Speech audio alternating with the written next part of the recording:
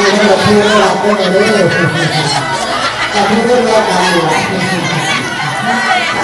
ขอบคุณหลายเลยนะครับผมแต่ก็นี่ขอบคุณน้องแก่ก็คือ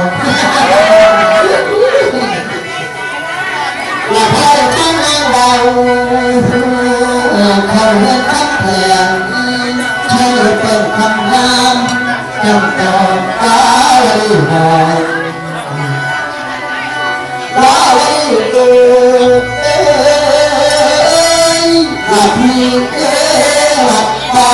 ควันยืดอาจถึงไม่หลับก่อนเอ๋ยมีที่เกิดจงขอบเกิดขึ้นก็นอนสุดแสนก็แต่ผู้ใหญ่คำนึงละบาเคยไม่เราเกี่ยวของใจวัดสายบ้านมีใครอ๋อมันแค่ที่เอาใจเห็นไปได้เรื่องหน้าเผยแล้วก็ใจดีร้ายเกิน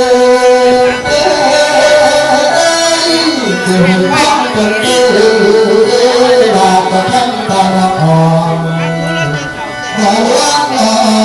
บ่บางเ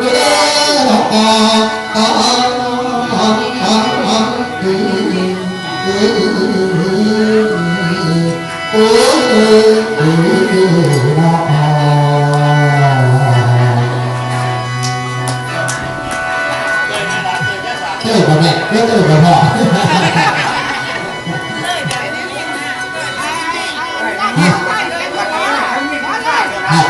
ยังหันอยู่เป็นกระลังขันแก่งด้วยเฮ้ยขันเอาพูดกระลังอยู่เป็นต้นสอนใหญ่เป็นน้ำเลยครบเครื่องเรียนบ้าน